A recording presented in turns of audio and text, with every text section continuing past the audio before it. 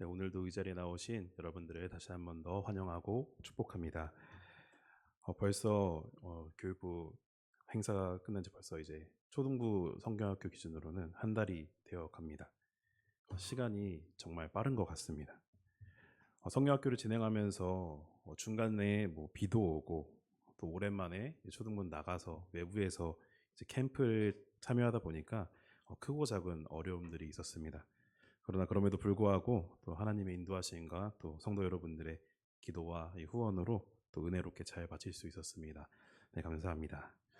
이번 여름 성경학교를 하면서 경험했던 일들 중에 하나를 여러분들과 함께 나누고자 합니다. 저는 캠프를 출발하기 전에 정말 많은 고민과 또 걱정거리가 있었습니다. 그 중에 제일 염려가 되었던 것은 아이들이 캠프에 이제 처음 가보는 것이었기 때문에 이 캠프의 뭐 분위기라든지 또 긴 시간 진행되는 예배와 이 프로그램들, 그래서 우리 아이들이 정말 이 캠프에 잘 참여할 수 있을까? 또 괜히 이번에 캠프 갔다가 애들이 또 힘들다고 다음 여름 성경학교는 또 안 간다고 하면 어떡하지? 이런 고민들이 정말 많이 있었습니다. 그런데 잘 도착해서 이제 캠프가 시작이 되었습니다. 이 콘서트장 같은 이 대학교 큰 이 강당에 다 같이 모여서 이제 예배를 드리기 시작했는데 신나는 찬양이 시작이 되었습니다. 그래서 엄청나게 막 준비되어 있는 밴드들과 함께 또 많은 아이들이 나와서 함께 이제 율동하면서 찬양을 했는데 그 분위기가 정말 장난이 아니었습니다. 정말 그 외부에서 하는 콘서트처럼 아이들이 정말 다른 교회 아이들 보니까 막 방방 뛰고 막 열정적으로 막 찬양하는 그런 모습을 볼 수 있었습니다. 그런데 우리 초등부 친구들은 어땠을까요? 그 분위기에 휩쓸려서 같이 이렇게 방방 뛰면서 찬양했을까요? 설마 하는 기대는 있었지만 아쉽게도 사실 그러지는 못했습니다. 그냥 가만히 서서 이제 찬양을 열심히 그래도 입으로는 불렀는데요. 그런데 바로 저희 교회 뒷자리에 앉은 다른 교회 이제 초등부 아이들이 있었는데 그 뒤에를 보니까 안 볼 수가 없더라고요. 애들이 막 정말 의자에 올라가서 율동도 하고 그리고 찬양을 정말 열심히 부르는 게 아니겠습니까? 그래서 속으로 생각했습니다. 우리 초등부 아이들도 저렇게 예배에 참여했으면 좋겠다. 정말 예배의 기쁨을 알고 예배에 대한 이 설렘이 있었으면 좋겠다. 이런 마음이 들었습니다. 그리고 찬양이 끝나고 말씀이 시작되었죠. 시간표를 보니까 말씀 선포 시간이 거의 1시간에서 1시간 반 정도 되었습니다. 우리 아이들에게는 되게 가혹한 시간이었습니다. 그래서 이 1시간 반 동안 아이들이 뭐 졸기 자기만 하고 막 장난치고 핸드폰만 하면 어떡하나 이런 생각을 하고 있었습니다. 그래서 이번에도 역시 우리 아이들 보니 어땠을까요?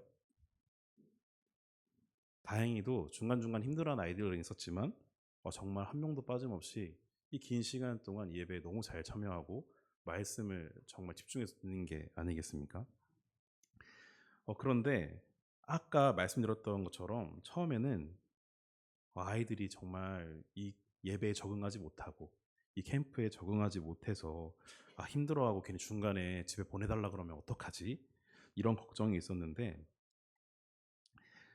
그런데 이제 예배가 시작되고 아이들이 잘 참여하는 모습을 보니까 이제 한시름 놓게 되었습니다.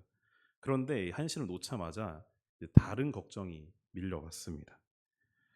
아까 뒷자리에서 찬양을 열정적으로 부르던 그 아이들, 정말 저는 아이들이 이 아이들의 모습을 본받았으면 좋겠다라고 생각을 했었습니다. 그런데 찬양이 끝나고 딱 말씀이 시작되니까 1시간 반 동안 내내 장난치고 떠들고 핸드폰 보고 같이 온 교사들도 그 아이들을 이렇게 진정시키는 게 아니라 같이 떠들고 있더라고요. 처음에는 우리 아이들이 정말 이 아이들 닮았으면 좋겠다라고 생각했는데 이제 우리 아이들이 말씀을 잘 듣고 있는 모습을 보니까 제발 뒤에 있는 이 아이들이 조용히 했으면 좋겠다. 제발 예배 드렸으면 좋겠다. 이런 간절한 마음이 들더라고요. 그런데 다행히도 캠프가 끝나고 교회에 돌아오고 나니까 아이들이 이 캠프 기간 동안 정말 은혜를 많이 받은 것 같더라고요. 캠프가 1박 2일이었는데 성역교는 이제 2박 3일로 하다 보니까 이제 교회 들어와서 물놀이도 하고 그리고 맛있는 저녁도 먹고 간식도 먹고 이제 저녁 집회를 진행하게 되었습니다. 캠프 때는 아이들이 그 찬양할 때 가만히 서 있었거든요. 그런데 이제 찬양을 열심히 하다가 이제 저녁 집회 때 이제 기도 찬양을 이제 하는데, 사진 한번 보여주시겠어요? 네. 이 찬양 인도하시는 선생님께서 자, 손을 들고 찬양합시다 이러는데, 가만히 있었던 아이들, 저 두 아이가 사실 제일 잘 안 움직이는 친구들이거든요. 손을 들고 찬양합시다 하니까 갑자기 손을 착 이렇게 뻗는 거예요. 그래서 저 모습을 보면서 딱 드는 생각이, 됐다. 이거면 됐다. 이번 성경학교는 정말 이거면 됐다. 이런 마음이 들더라고요. 아이들이 정말 하나님을 향해서 저렇게 기뻐 찬양하는 모습, 또 하나님 바라보는 모습. 정말 하나님께서도 우리 아이들의 이 모습을 보고 정말로 기뻐하셨겠구나, 이런 마음이 들었습니다. 그리고 한편으로는 그 같이 캠프에 참여했던 그 뒷자리에 앉았던 그 친구들, 그 아이들이 떠올랐는데 정말 미안하지만 이런 마음이 들더라고요. 과연 이 아이들이 찬양에 저렇게 열정적으로 저렇게 막 춤을 추고 이렇게 참여하고 있는데, 과연 정말 저 아이들이 하나님을 바라보는 게 기뻐서 찬양하고 또 이렇게 율동을 했을까, 아니면 그냥 그저 그 멜로디가 좋고 내가 아는 찬양에 기뻐 율동하는 것이 그냥 나의 기쁨으로서 그냥 드려진 것일까, 이런 마음이 들었습니다. 그렇지만 한 가지 확실하게 알 수 있었던 것은, 어땠을지 모르겠지만 오늘 말씀의 이 가인과 아벨의 제사처럼 하나님께서는 그 예배드리는 자들의 그 마음의 중심을 보시고, 또 누군가의 예배는 기뻐 받으시지만 또 누군가의 예배는 받으시지 않으실 것입니다. 가령 그들의 예배의 모습이 정말 사람이 보기에 신실하게 그리고 열정적이게 보였을지라도 말이죠. 우리 역시 오늘 하나님의 전에서 하나님을 또 찬양하고 또 말씀을 듣고 경배드리기 위해서 이 자리 가운데 모였습니다. 오늘 말씀 제목이 저기 비어 있습니다. 땡땡과 그의 재물은 받으셨다라고 적혀 있는데요. 혹시 저 사이에 들어갈 인물이 누군지 아십니까? 네, 맞습니다. 성가대석에서 들렸습니다. 아벨입니다. 네, 저기 들어갈 인물은, 한 번만 더 눌러주시겠어요? 네, 아벨입니다. 아벨인데, 그러나 오늘 저 빈칸에 들어갈 인물이 아벨이 아니라 저와 여러분이 되시기를 예수님의 이름으로 소망합니다. 오늘 말씀에 이 말씀을 보면 성경에서 처음 등장하는 두 가지 사건이 있습니다. 첫 번째는 인간이 처음 하나님께 올려드리는 첫 제사가 등장하고요. 두 번째는 인간의 첫 죽음이자 그 첫 죽음이 바로 살인 사건이라는 이런 거대한 사건 두 가지가 나옵니다. 하나님께서 창세기에서 이제 에덴에서 쫓겨난 이 아담과 하와에게 그래도 생육과 번성할 수 있는 이런 은혜를 또 허락하셨기 때문에 이 가인과 아벨을 낳을 수 있게 되었는데, 이 두 아들이 오늘 이 두 사건의 주인공입니다. 가인과 아벨에게는 각각의 임무가 맡겨졌습니다. 가인은 농업이 맡겨졌고, 또 아벨에게는 이 목축업을 담당하게 했죠. 그런데 3절을 보니까 이들이 세월이 지난 후 하나님께 자신들이 힘써 일하여 거둔 것들을 하나님께 드렸음을 찾아볼 수가 있습니다. 이 제사는 가인과 아벨이 그 어떤 하나님을 향한 마음의 감동이 생겨서 행해진 것이 아니라 하나님께서 이들의 제사를 원했기 때문에 드려졌음을 우리 원어 성경을 보면은 알 수가 있습니다. 3절에서 세월이 지난 후에라는 이 문장에 사용된 이 미케츠라는 단어가 하나 껴 있는데요. 이 미케츠의 단어는 뭐뭐의 끝으로부터라는 의미를 가지고 있습니다. 오늘 말씀에서는 가인과 아벨이 태어나고 어느 정도 시간이 흘렀음을 나타내는 듯한 표현으로 세월이 지난 후라고 번역이 되어 있지만, 사실 이 미케츠라는 단어는 성경에서 시간의 흐름을 나타낼 때 사용하기보다는 심판을 다루는 문맥에서 많이 사용되고 있는 단어입니다.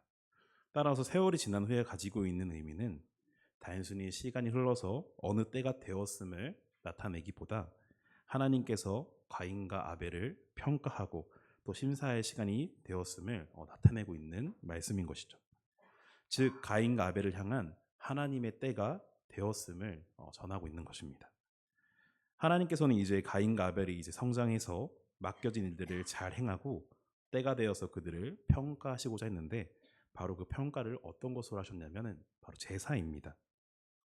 우리 3절과 4절 앞에 적혀 있는데요. 저 화면에 나와 있는 말씀을 함께 읽도록 하겠습니다.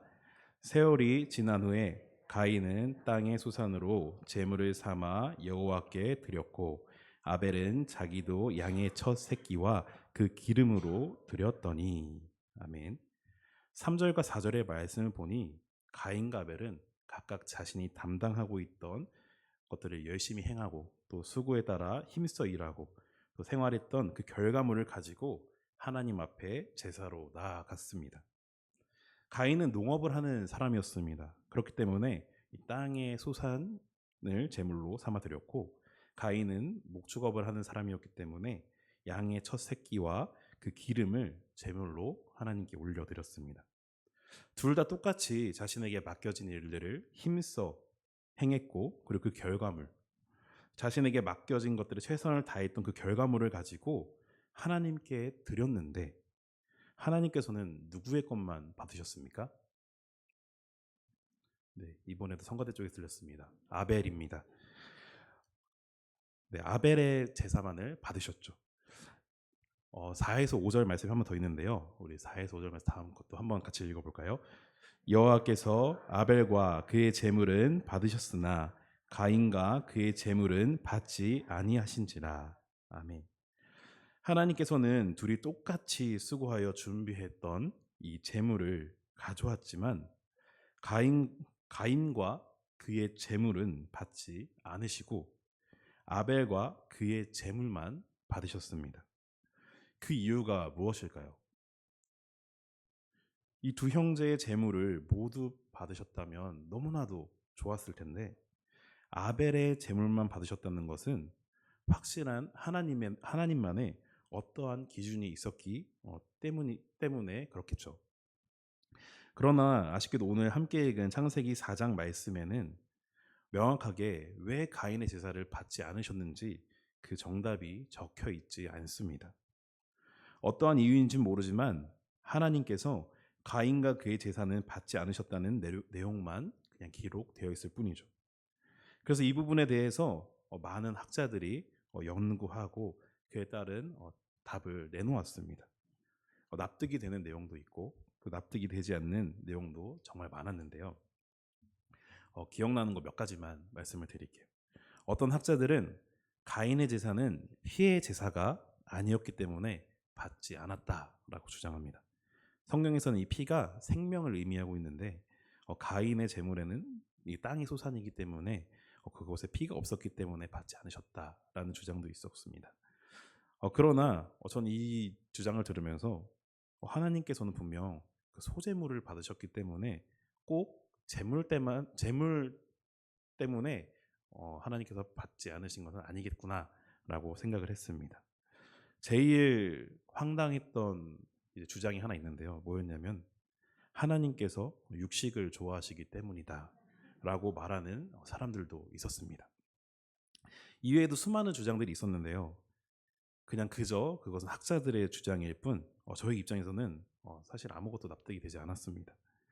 그런데 제가 이 성경 말씀을 찾아보면서 이제 또 주석도 보았는데요. 주석을 보니 3절에서 말하는 이 재물이라는 단어가 원어로는 미느하라는 단어입니다.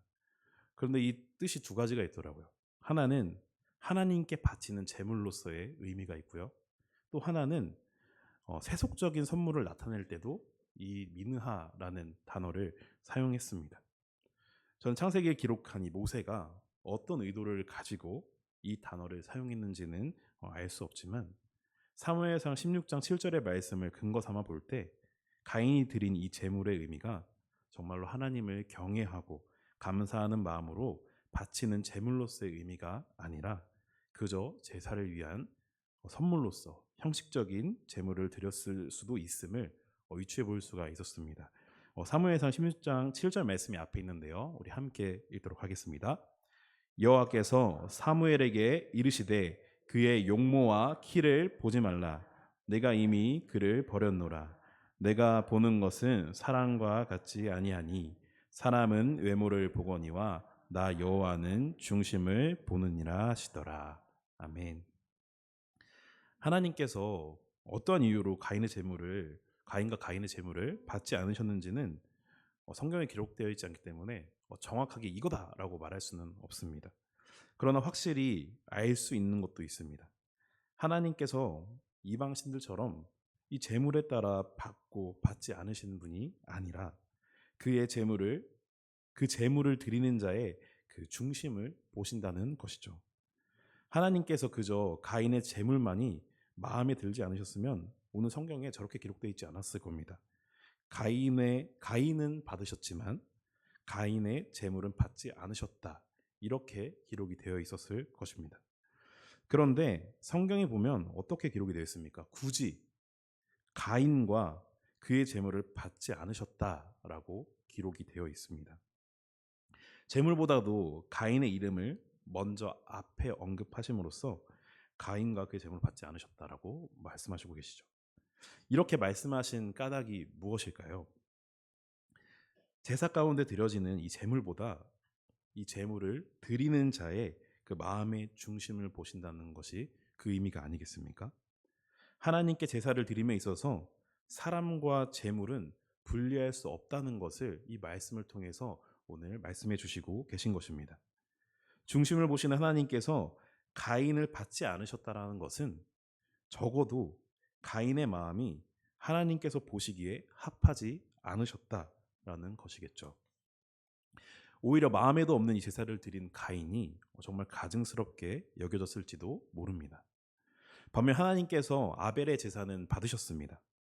가인과 아벨 둘 다 수고하여 거둔 제물을 주님께 드렸는데 어떤 차이가 있어서 아벨의 제물을 받으셨을까요? 이번에도 역시 이렇게 기록되어 있습니다. 아벨과 그의 제물은 받으셨으나. 이 말씀이 의미하는 바가 무엇이겠습니까? 제물보다 아벨의 이름을 먼저 언급함으로써 제물을 받기 이전에 먼저 아벨부터 받으셨다라는 것입니다. 가인도 그렇고 아벨도 그렇고 제물보다 먼저 이름을 언급하는 것은 하나님께서 정말 드리는 자의 이 마음을 먼저 보신다는 것을 강조해서 나타내고 계시는 것이죠. 이것들을 근거로 중심을 보신 하나님께서 아벨의 제사를 받으셨다는 것은 어떤 의미겠습니까? 가인과 반대로 하나님께서 보시기에 아벨의 마음이 합했다라는 것입니다. 아벨의 어떠한 점이 하나님이 보시기에 합한 마음이었을까요? 우리 히브리서 11장 4절 말씀을 함께 읽어보도록 하겠습니다. 믿음으로 아벨은 가인보다 더 나은 제사를 하나님께 드림으로 의로운 자라 하시는 증거를 얻었으니 하나님이 그 예물에 대하여 증언하심이라. 그가 죽었으나 그 믿음으로써 지금도 말하느니라. 아멘. 4절 말씀에 히브리서 11장 이 4절 말씀에 히브리서 기자는 어떻게 말하고 있습니까? 아벨이 가인보다 더 나은 제사를 하나님께 드렸다라고 말합니다. 무엇으로 더 나은 제사를 드렸다고 전달하고 있죠? 맞습니다. 믿음입니다. 아벨이 믿음으로 제사를 드렸기 때문에 가인보다 더 나은 제사를 드렸다라고 말하고 있는 것이죠. 히브리서 기자는 11장 4절 말씀을 통해서 우리가 이렇게 알 수 있는 것은 가인과 아벨이 동일한 마음으로 제사를 드렸지만 하나님께서 아벨을 차별하셨기 때문에 아벨의 제사만 받은 것이 아니라 애초에 가인과 아벨의 제사는 믿음이라는 기준을 가지고 분명한 차이가 있었다라는 것을 말씀하시는 것이죠. 그렇다면 아벨이 믿음으로 제사를 드렸다고 하는데 이 창세기 4장 말씀을 보면 아무리 찾아봐도 가인과 아벨의 제사에 어떤 차이를 느낄 수가 없습니다. 그저 둘 다 제사를 드렸다고만 적혀 있죠. 전혀 구분할 수가 없습니다. 저는 마치 이런 것과 비슷하다고 생각합니다. 주일에 수많은 사람들이 하나님 앞에 나와서 하나님의 전에서 하나님께 예배를 드립니다. 겉으로 보기에는 그 자리에 있는 모두가 자기의 시간을 쪼개고 거룩하게 구별하여서 하나님께 신령과 진정으로 예배를 드리고 있는 것처럼 보여집니다. 그러나 거기에 앉아 있는 모두가 정말 한 명도 빠짐없이 정말 신령과 진정으로 예배 드리고 있는 것일까요? 그렇지 않을 것입니다. 이것은 보여지는 것만으로는 절대 판단할 수가 없습니다. 근데 마치 창세기 4장 이 가인과 아벨의 제사가 그렇게 보입니다. 말씀으로 이 상황을 그려보면 둘 다 똑같이 자신의 수고로 거둔 재물을 가지고 나와서 정성껏 하나님께 제사를 드리고 있는 것처럼 보여집니다. 눈으로는 누가 더 나은 제사를 드렸는지 절대 구분할 수가 없죠. 그러나 하나님이 보시기에는 아벨의 제사가 믿음으로 드려진 더 나은 제사라는 것이 분명하게 보였다는 것입니다. 원어 성경을 보면 아벨이 하나님께 드려질 제사를 위해서 어떤 마음으로 준비를 했는지를 유추해 볼 수가 있습니다. 가인의 제물은 그저 땅의 소산이라는 특정된 것이 아닌 땅의 소산이라는 포괄적인 의미로 정확히 무엇을 드렸는지 알 수가 없게 표현이 되어 있지만, 아벨의 제물은 첫 새끼 양과 그 기름이라는 정확한 명칭을 사용함으로써 아벨이 무엇을 어떻게 드렸는지 그 의미를 잘 담아내고 있습니다. 이 4절 말씀에 양의 첫 새끼와 그 기름으로 드렸다라고 이렇게 기록이 되어 있지만, 원어 성경을 직역하면은 이렇게 적혀 있습니다. 앞에 있는데요. 그의 양 첫 새끼들 그리고 그것들의 기름을 드렸다라고 이렇게 적혀 있습니다. 또 영어 성경에는 이렇게 적혀 있습니다.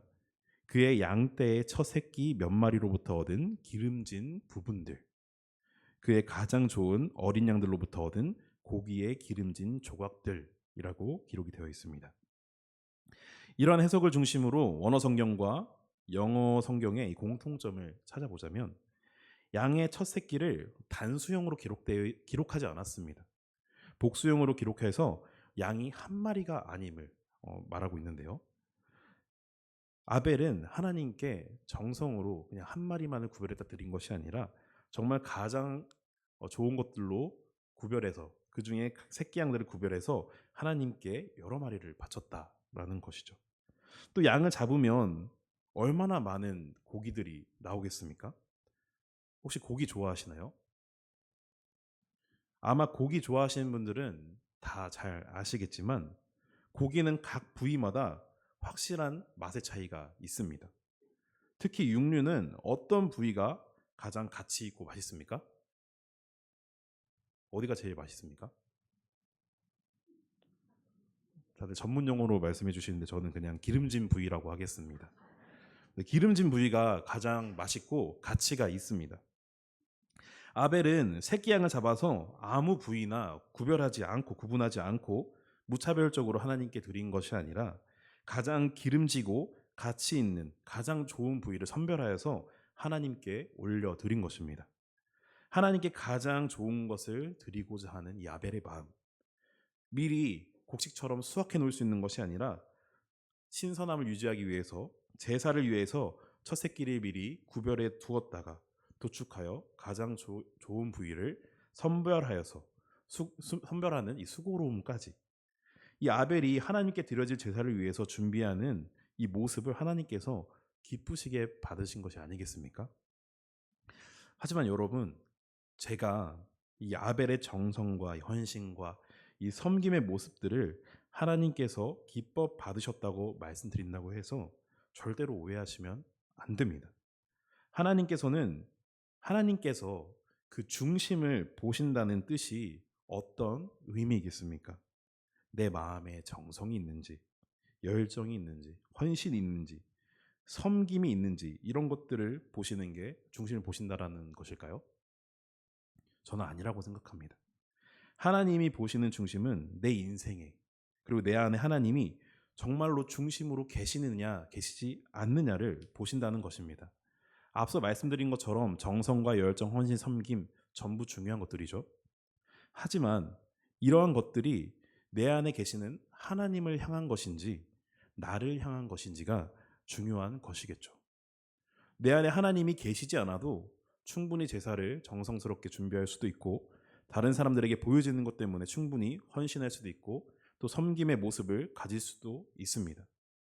하나님이 내 안에 계시지 않고 내 안에 중심이 되지 않으셔도 충분히 이렇게 겉으로 보여지기에 준비할 수가 있다는 것이죠.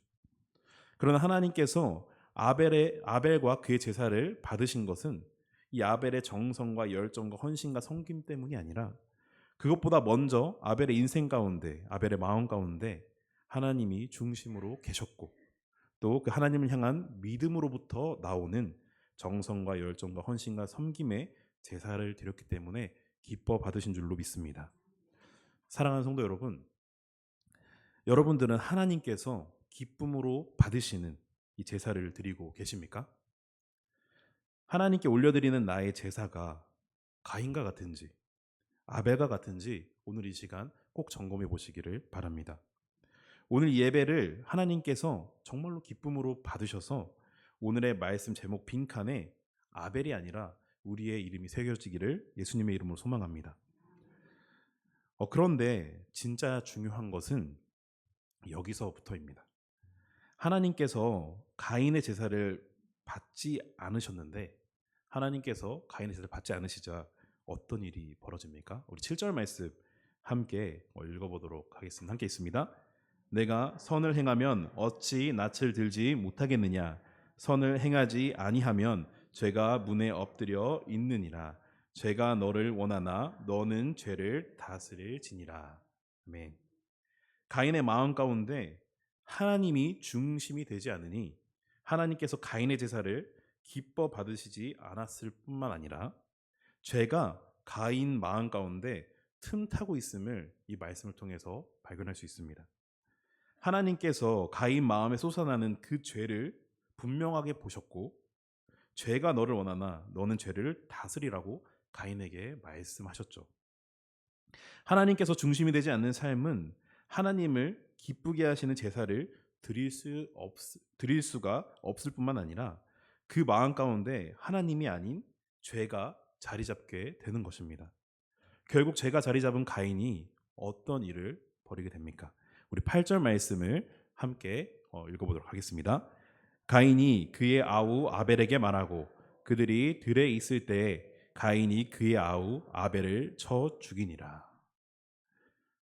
네, 피를 나눈 형제인 동생, 자신의 혈육을 죽이는 죄를 범하고 맙니다. 이것이 인간의 첫 죽음이자 이 첫 죽음이 바로 살인입니다. 분명 하나님께서는 가인이 아벨을 죽일 수 있다는 것을 아셨던 것 같습니다. 7절 말씀을 보면 그렇죠. 그래서 내 마음속에 그 죄를 다스리라고 말씀하신 것인데 결국 가인은 하나님의 말씀대로 죄를 다스린 것이 아니라 그것을 다스리지 못하고 죄의 종노릇하는 모습을 보였습니다.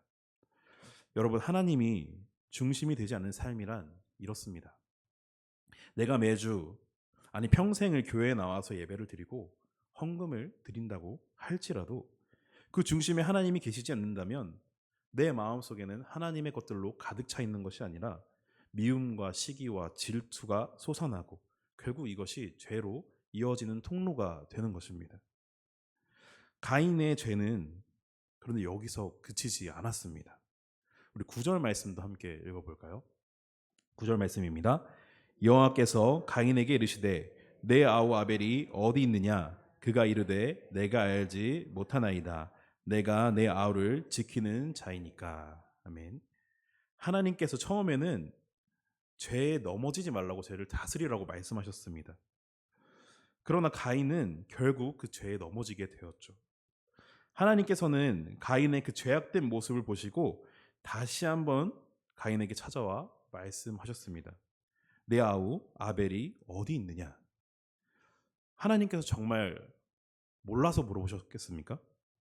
이 물음은 지극히 제 개인적인 생각이지만 이 물음은 가인에게 기회를 주고 있는 것처럼 보입니다.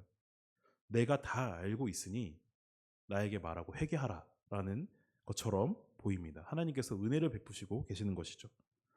그러나 죄에 사로잡힌 가인은 그 기회를 잡지 못하고 자신의 잘못을 시인하고 회개한 것이 아니라 전지전능하신 이 하나님을 속이려는 어리석은 모습까지 보입니다. 죄는 계속해서 또 다른 죄를 낳고 있는 것이죠. 처음에는 하나님께서 나의 제사를 받지 않으심에 그저 화가 나고 분했습니다. 그런데 그 분함이 동생 아벨을 향하게 되었고 이것은 살인으로 이어지게 됩니다. 가인의 죄는 동생 아벨을 죽인 살인에서 그치지 않았습니다. 하나님께 거짓을 고하고 회개의 기회마저 저버렸습니다. 그리고는 내가 아우를 지키는 자냐며 하나님께 큰 소리까지 치는 모습이죠. 여러분, 가인의 모습을 보니 어떠한 마음이 드십니까? 어리석습니까? 혹은 답도 없습니까? 그런데 이런 가인의 모습이 우리에게는 나타나지 않을 것이라고 생각하십니까? 혹은 그렇지 않을 것이라는 확신이 있으십니까? 어쩌면 우리도 가인과 다르지 않을 수도 있습니다. 하나님께서 우리의 삶 가운데, 우리의 마음 가운데 중심이 되어주시지 않으신다면 오늘 가인의 이 어리석은 모습이 바로 우리의 모습이 되는 것입니다. 나의 모습이 되는 것이죠. 가인처럼 예배하고 또 예물을 드리고 있음에도 나는 아벨처럼 드리고 있다고 착각하고 계시진 않습니까? 오늘 우리의 모습을 되돌아보시고 확실하게 점검해 보시고 또 우리의 예배를 회복하는 저와 여러분이 되시기를 예수님의 이름으로 소망합니다. 말씀을 정리합니다. 저는 오늘 말씀을 준비하면서 하나님의 놀라우신 그 사랑과 그 자비에 너무나도 감사했습니다. 오늘 가인은 하나님께서 보시기에 기쁨으로 그의 제사를 받을 수도 없었고 또 죄에 굴복하여 동생을 살인하는 죄악을 저지르고 또 그것도 모자라서 하나님을 속이려 했던 자가 바로 가인입니다. 그런데 오늘 말씀을 보면 이러한 가인일지라도 하나님께서는 여전히 가인을 사랑하시고 그를 하나님의 사람으로 돌이키시려는 그 긍휼을 베푸시고 계시다는 것입니다. 마치 부모님처럼 그 안색이 변한 가인에게 너 왜 그러냐, 무슨 일이냐 말을 건네시고 그의 마음 가운데 죄악이 자리 잡고 있는 것을 보시며 너 지금 죄에 넘어질 수 있으니 너 그 죄 다스려야 된다라고 말씀해 주시고 또 아우인 아벨을 죽였음에도 불구하고 아벨이 어디 있냐고 내가 무엇을 하였냐고 회개할 수 있는 기회까지 주셨고요.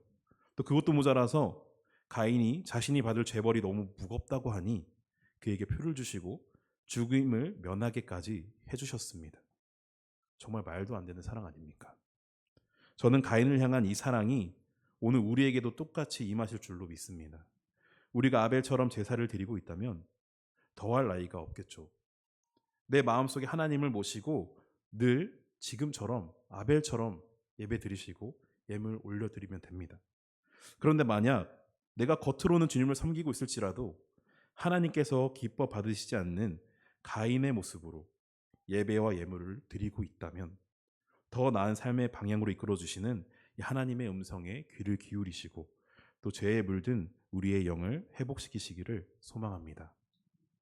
그래야 마지막 때에 가인처럼 이 죄 벌을 받고 이 벌이 너무 가혹하다고 너무 무겁다고 하나님께 울부짖고 자비를 구하는 것이 아니라 아벨처럼 하나님께서 기뻐 받으시는 저와 모든 성도 여러분이 되시기를 예수님의 이름으로 축복합니다. 네, 기도하겠습니다.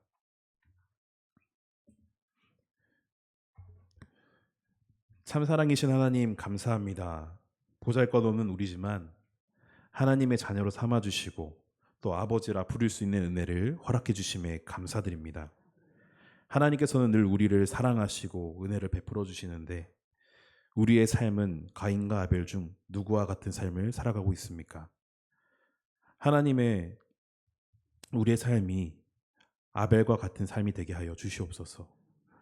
우리의 마음 가운데에 주님께서 임재하셔서 우리의 삶의 중심이 되어 주시옵시고 그 중심 되신 하나님께 이끌려 언제나 주님의 기쁨이 되는 삶을 살아가게 하옵소서.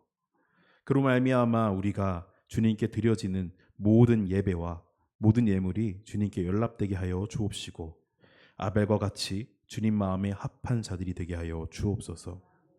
하나님께서 중심이 되지 않는 인생은 하나님께 기쁨이 되지 않을 뿐만이 아니라 우리의 인생이 죄가 죄를 낳는 죄의 종로를 타는 비참하고 어리석은 삶뿐입니다. 가인과 같이 죄를 다스리지 못하고 죄에 넘어져 하나님을 두려워하지 않는 것이 아니라 그리고 자신이 받을 죄의 벌을 하나님보다 더욱더 두려워하는 어리석은 자가 되지 않게 하시고 참된 하나님의 자녀로서 오히려 죄를 다스리고 그 죄를 등이 이겨내는 주님의 자녀가 되게 하여 주시옵소서. 오늘 이 드려지는 예배가 정말 주님께서 기뻐하시고 받으시는 예배가 된 줄로 믿사오며 살아계신 예수 그리스도의 이름으로 기도합니다. 아멘.